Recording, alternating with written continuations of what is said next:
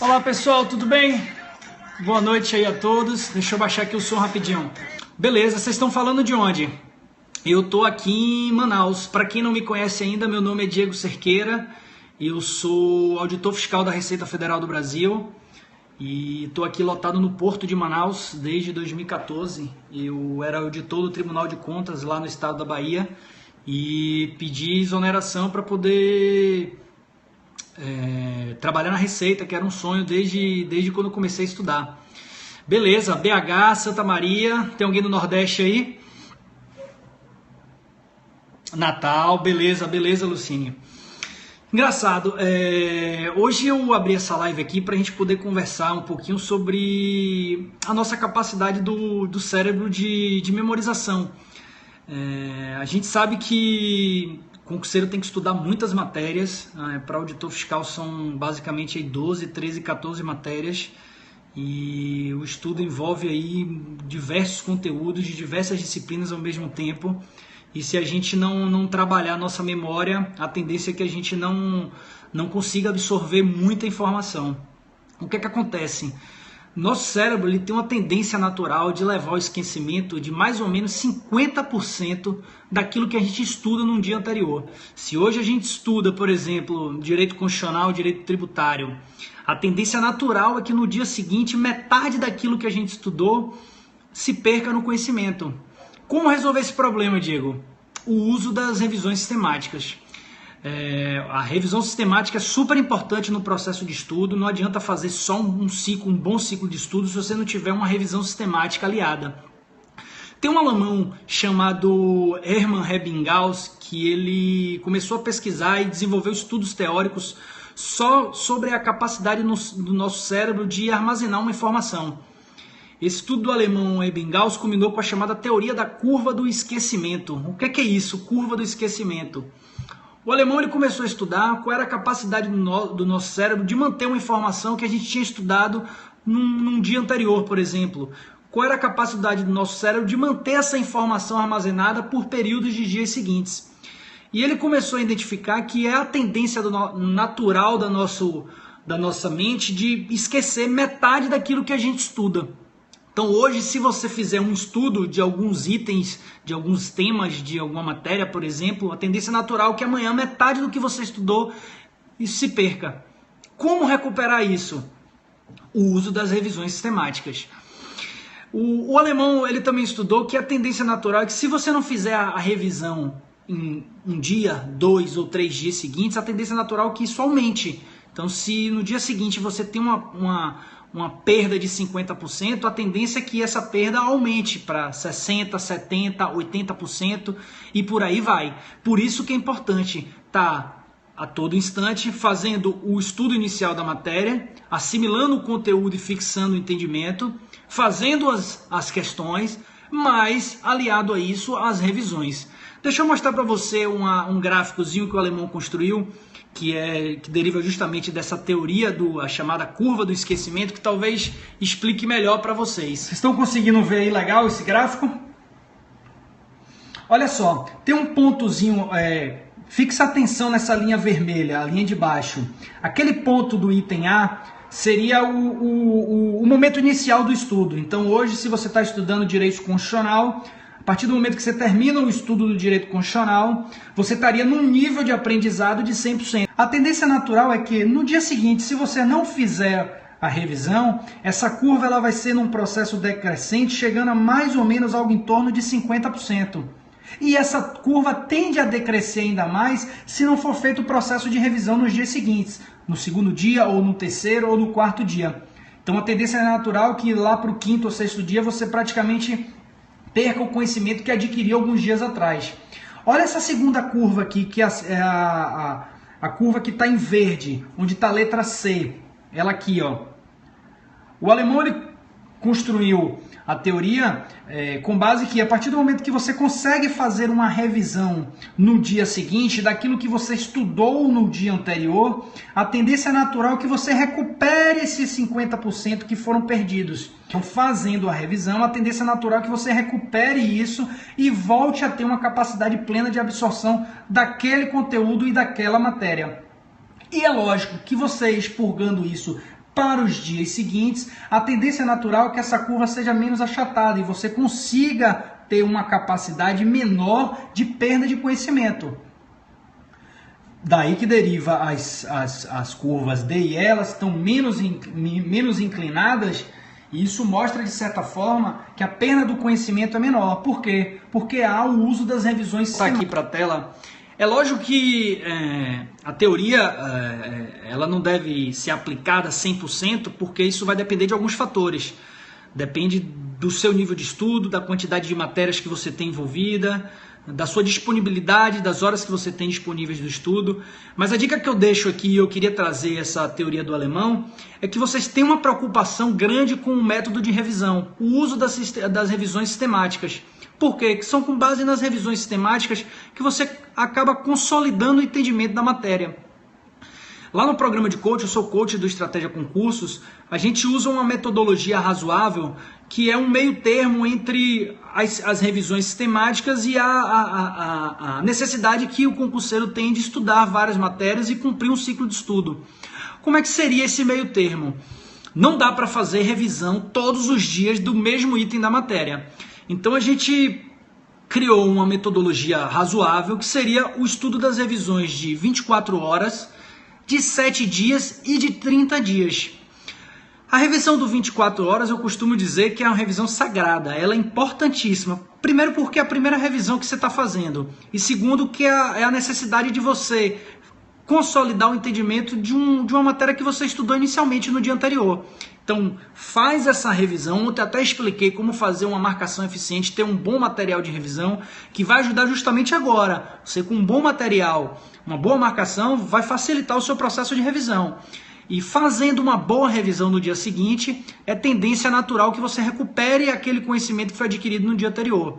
Então, essa revisão do 24 horas, eu acho que ela é sagrada. É importantíssimo vocês fazerem. Além disso, há a revisão também dos 7 dias.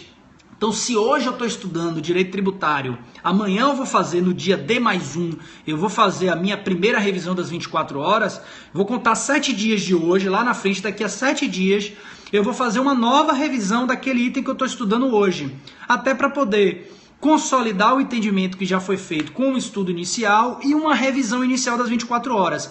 Essas duas revisões, para mim, são sagradas.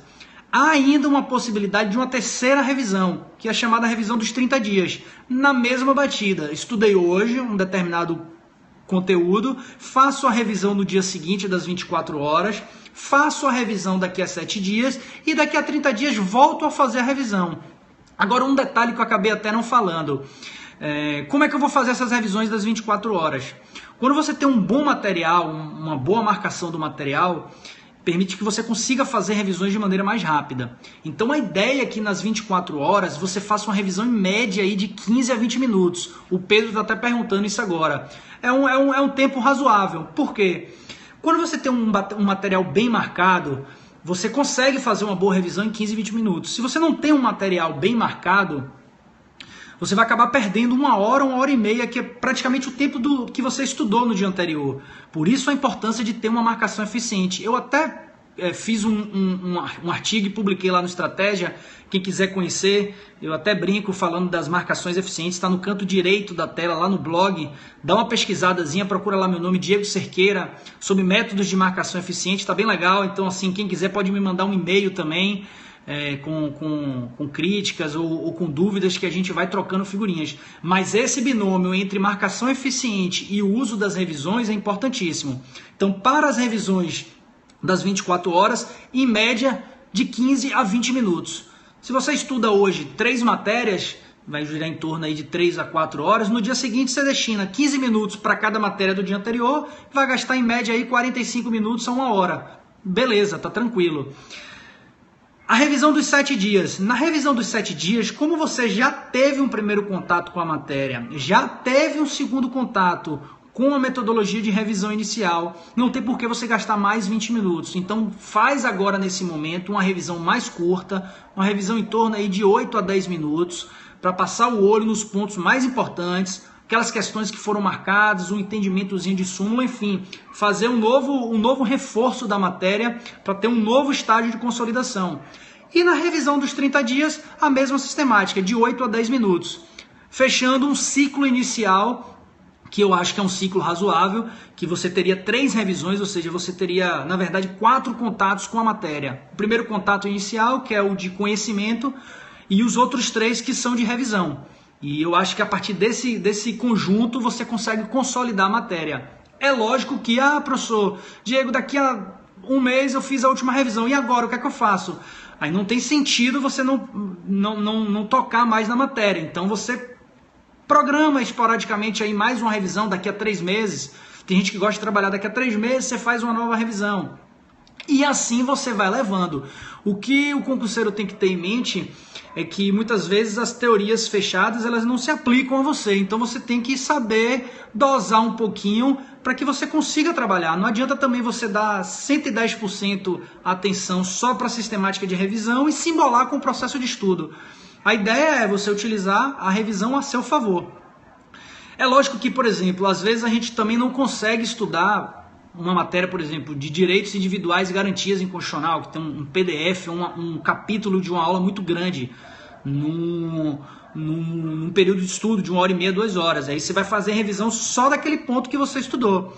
E depois que consolidou as revisões de 24 horas, de 7 dias, de 30 dias, lá na frente as revisões elas podem ser em bloco, podem ser maiores. Então, em vez de você estudar só aquela revisão daquele ponto específico, já pega, faz a revisão do PDF inteiro e depois você vai avançando um pouco mais na matéria. Lá na frente, depois de um período, depois de 3 meses, você coloca mais 30 dias, aí já faz uma revisão de aula 0, aula 1, enfim, até chegar no momento que você já concluiu o edital e você tem uma sistemática de revisão periódica do conteúdo.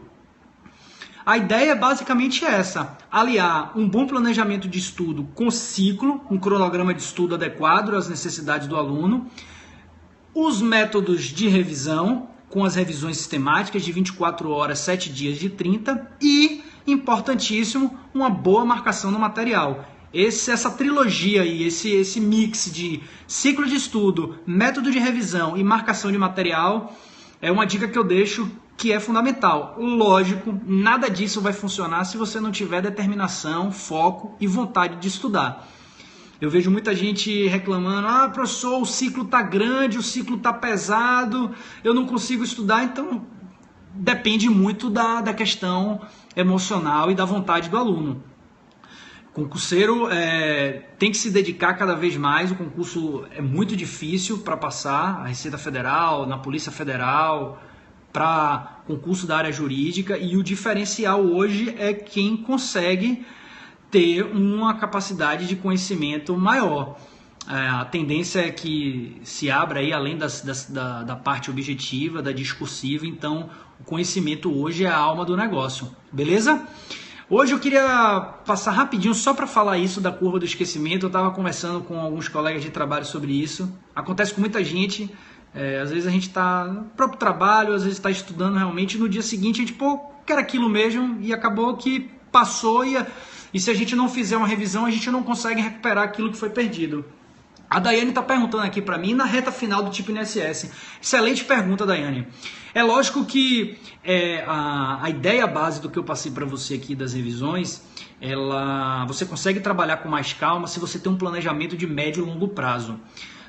Porque você não tem um edital na praça, você consegue estudar num ritmo razoável, você não está tão apertado assim e consegue trabalhar as revisões. É uma ideia boa para quem está começando os estudos e que consegue ver a matéria de forma consistente, de forma contínua, até para que lá na frente você não precise fazer novas revisões gastando o mesmo período de tempo que você teve para estudar inicialmente a matéria. Para quem está no momento pós-edital, vale a pena segurar um pouquinho as revisões, mas não deixar as revisões de lado, tentar fazer revisões um pouco maiores, em vez de você fazer, por exemplo, revisão de parte só de um item da matéria, já faz uma revisão de temas, revisão de direitos e garantias individuais, revisão de organização da administração pública, revisão da parte de sistema tributário, e você vai aliando revisão com muita resolução de exercício e abraçando edital. Não tem jeito, esse momento pós-edital é um momento de dedicação ainda maior, 150%, finais de semana, dia de semana, estudando até a madrugada, porque o resultado lá na frente é extremamente gratificante. Eu posso falar para vocês que uma das experiências mais felizes que eu tive foi olhar o meu nome no Diário Oficial. Quando você vê seu nome no Diário Oficial e você tem o sentimento de dever cumprido, que você passou e, acima de tudo, aquilo aconteceu por esforço próprio, é sensacional. Um abraço a todos, um ótimo final de semana e até a próxima.